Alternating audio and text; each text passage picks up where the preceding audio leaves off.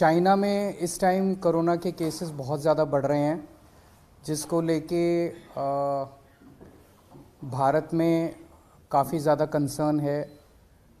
China में भी बढ़ रहे हैं और उसके अलावा कुछ और देश हैं जिसमें सुनने में आ रहा है कि कोरोना के केसेस बहुत ज़्यादा बढ़ रहे हैं।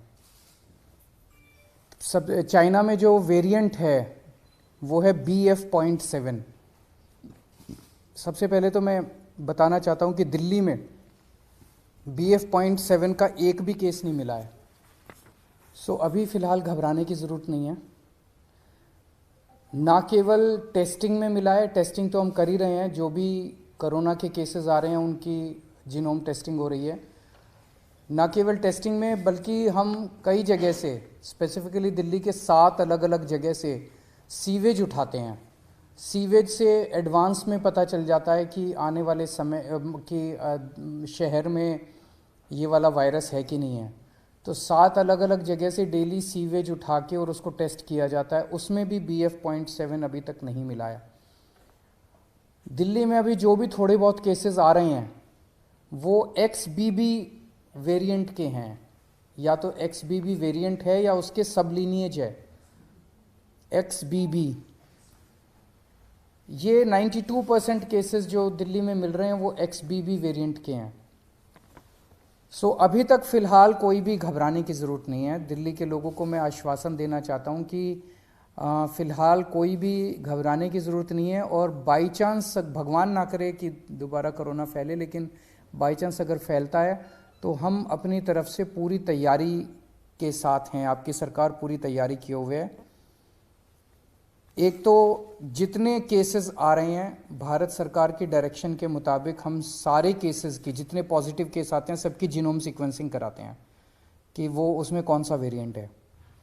दूसरा, हमारी आज दिल्ली में लगभग 2500 केसेस की टोटल टेस्टिंग होती है डेली। हमारी कैपेसिटी 1 लाख तक पहुंच गई है। अगर ज़रूरत पड़ेगी तो हम 1 लाख टेस्ट्स डेली भी कर सकते हैं।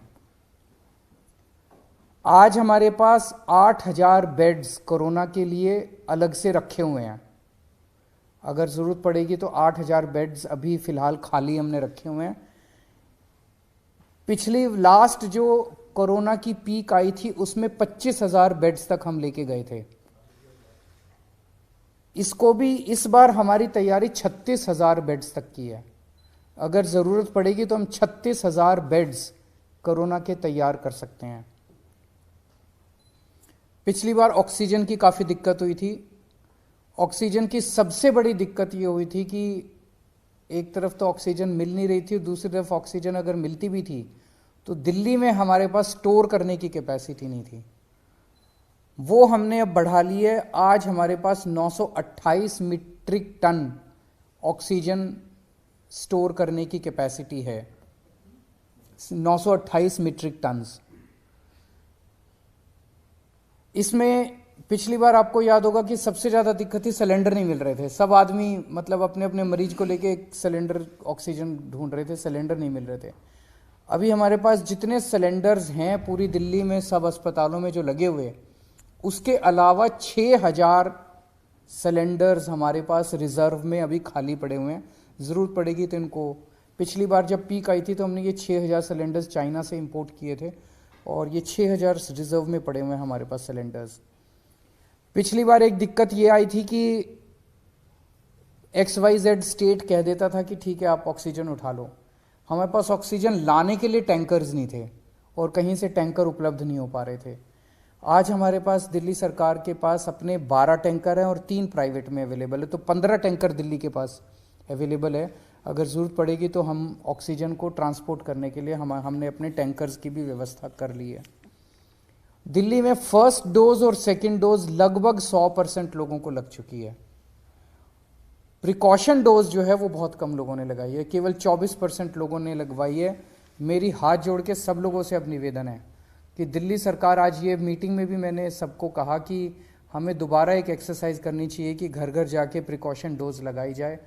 तो सब लोगों से, लोग लगाते नहीं हैं, घर घर जाते भी हैं हमारे डॉक्टर्स लगाने के लिए तो भी नहीं लगवाते। सबसे निवेदन है कि प्रिकॉशन डोज ज़रूर लगवा लें।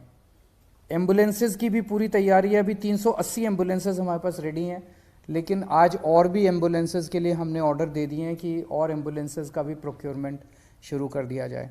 तो मोटे मोटे तौर पे हम तैयार हैं और भगवान ना करे कि कोरोना फैले, दिल्ली में कोरोना आए, भारत में कोरोना आए, लोग सुरक्षित रहें, स्वस्थ रहें, ऐसी भगवान से प्रार्थना है। सर, मास्क मैंडेटरी करने का कुछ वो है कि प्राइमरी सबसे पहले बचने का तरीका ये माना जाता है? हम केंद्र सरकार के उस पे निर्देश पे वेट कर रहे हैं, क्योंकि सबसे ज़्यादा नॉलेज इस टाइम और एक्सपर्टीज़ केंद्र सरकार के पास है।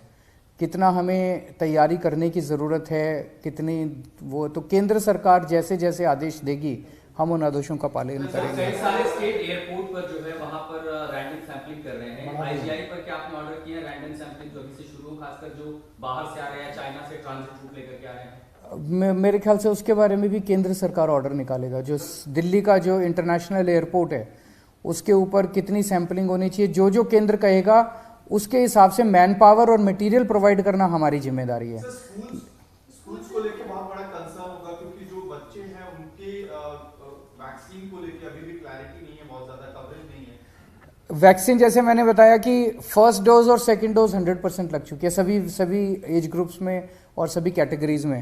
जांच का दायरा भी बढ़ाया जाएगा?